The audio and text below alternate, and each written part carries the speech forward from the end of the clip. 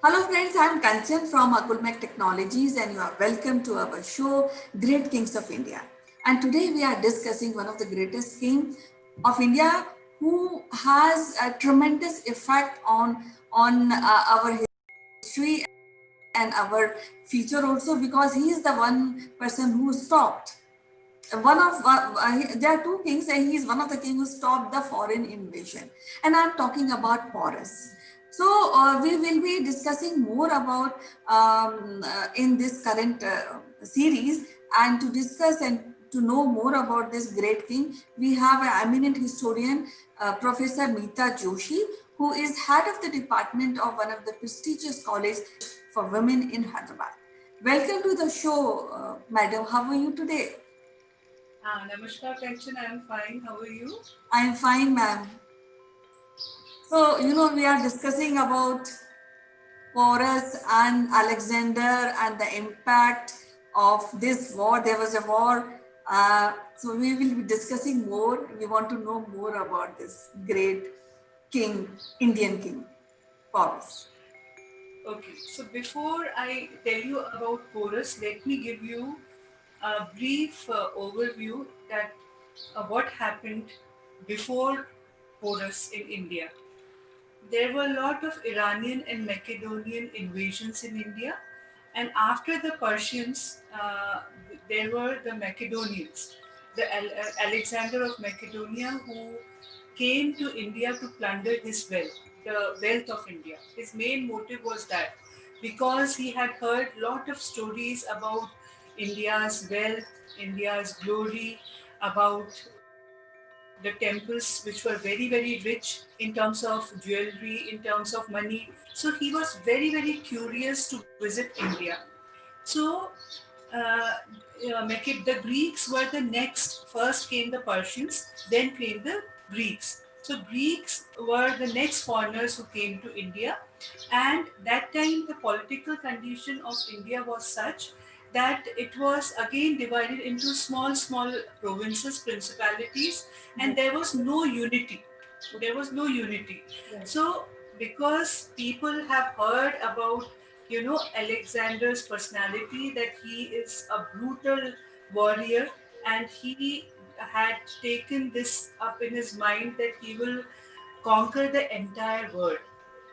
There is one small story about him, that when he was a child, he showed his hand to an astrologer, and he told the astrologer, "I want to conquer the world." So the astrologer said, "You don't have that line in your hand." So he got so furious that he took up his sword and he, made a line in his hand, and he told the astrologer, "I will prove you wrong. I will conquer the entire world." So he all the Indians knew about his stories, that what type of personality he is. So when Alexander came to India in 326 BC, if we see that time, there was a Prince Ambi, King Ambi of Takshila, and then this King Porus. Actually, his name was not Porus. He is mentioned in Greek records as Porus.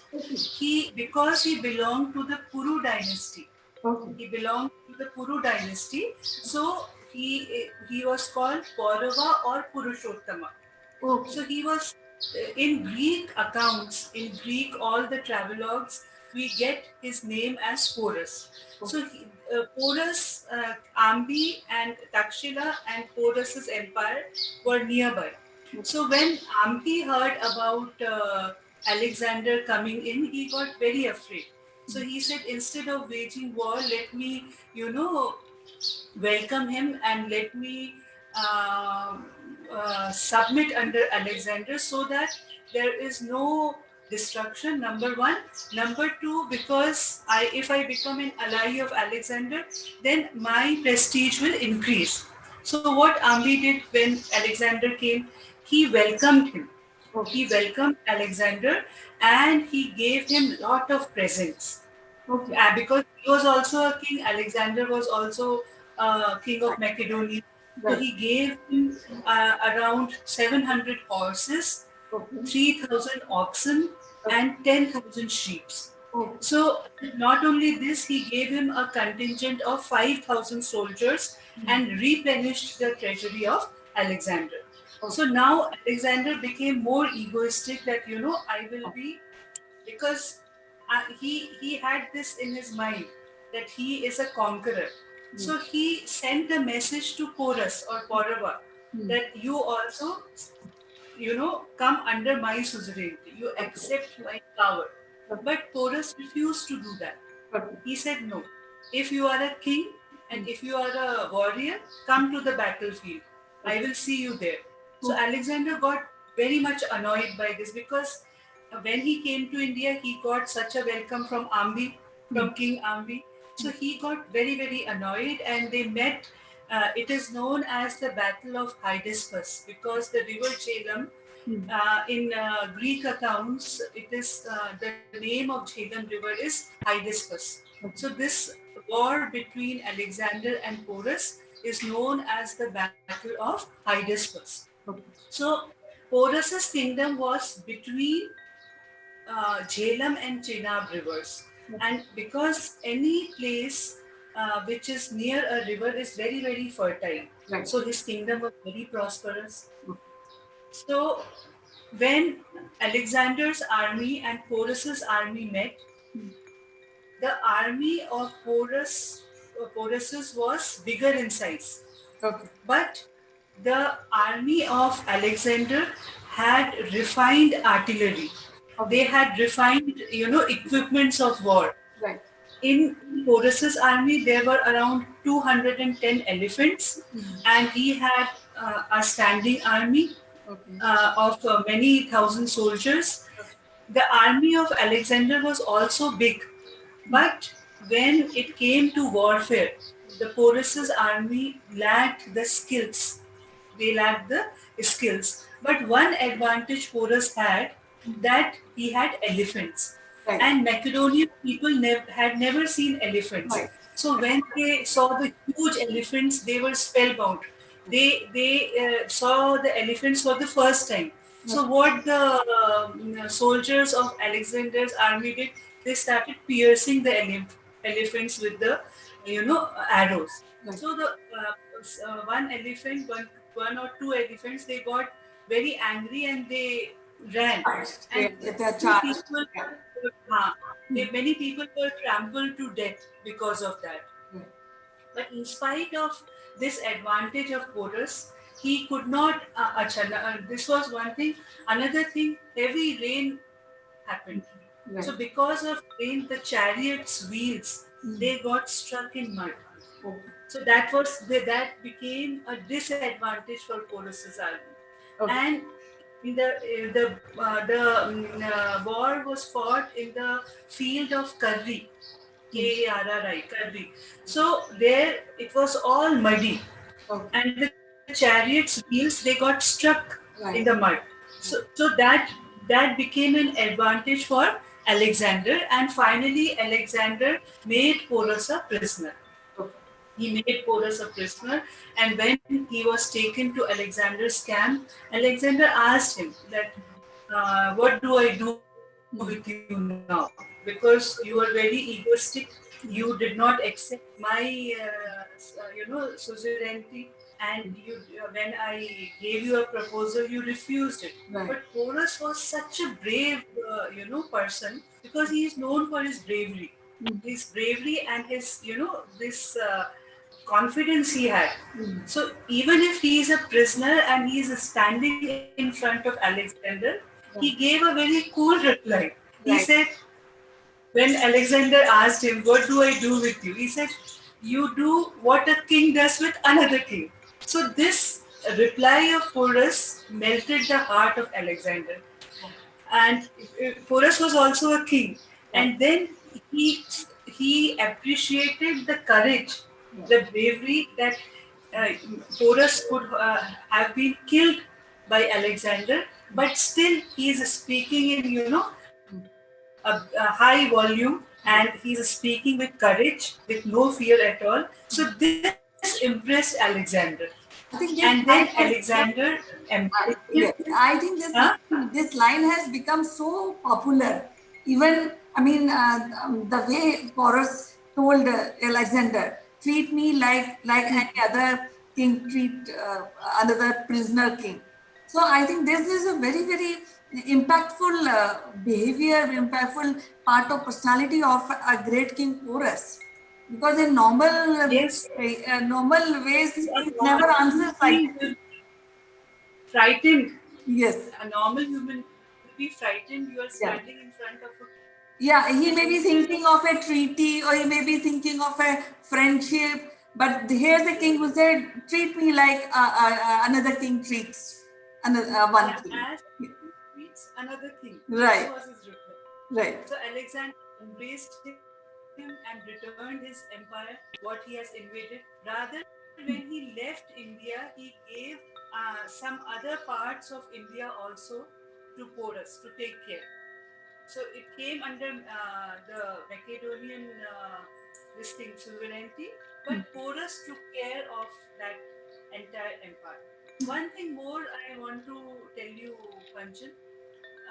See, somewhere our history is also mistaken because whenever we call Alexander, we address him Alexander the Great. right, right, If you if you think as a common man or a common person, he was a brutal warrior. He killed thousands and thousands of people just to satisfy his own ego right, because he wanted to become a world conqueror. right, right. If you see other kings, if you suppose you see Ashoka, he also did Kalinga war, but that changed him, that Right, transformed him. right. You see Chandragupta Maurya, Mm, he was also a very great king. right, So, but what made them great was their deeds, their goodness, right. their compassion towards people. But Mm, Alexander was a totally opposite personality, and why we call him Alexander the Great as a history student and as a history lecturer. I right, really think that why see that's why because we portray a wrong history, right, we have given a see, this way you are giving a wrong message to the people that right, whoever kills is big, right, whoever kills is great. right, So it is not a right message, right. which Mm, we any history chronicler or any history writer would give to the next generations. mhm, And when he was going back to his place, mm, he died on the way. He died near Babylonia because of malaria, right. Alexander. And when he, before his death, because he could sense that he was dying, he told his people Mm, that when you take me to the grave, you keep my hands out of my right. this thing. When you take me. When they asked why, Mm, then he said, people should know that even a word conqueror goes empty hands. When he leaves the world, he goes empty hands. He realized it very late. Alexander realized it very late. But we calling him great, we calling him, okay, he was a mighty warrior. I agree. But that was the power of his sword. That was the power of his army. But if you see the other aspect, mm, it was only brutality what he did. He killed thousands and thousands of people. mm, Many families were totally, finished because of Alexander. But you can call Porus great.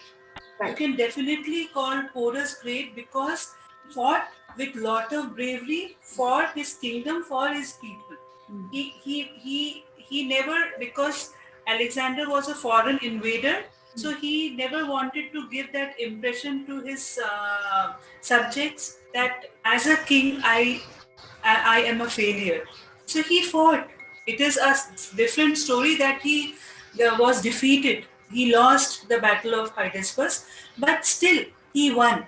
In the pages of history, you remember Porus as a great king, right. for his bravery, Yes, yes, for his valiant behavior, right. for his courage. Yes. So I think that the whole personality and the character of Porus is much higher in terms of a king. I feel when compared to Alexander, why? Because Alexander just won the territories, but here is one king who fought, who defeated, and after even defeat, he impressed a king. A king we call the Alexander the Great, and he was so impressed that he has said, okay, no, you are so great, and the way you are so smart, and you deserve to be king, a great king. So he has said, okay, fine, I will treat you like a king. I am a king, but you are also king. But on at the same time, Porus also took care administration, he took care of his kingdom, he took care of his people, which I think in a way Alexander the Great has that was not having that capability, as not missing out in space, isn't it?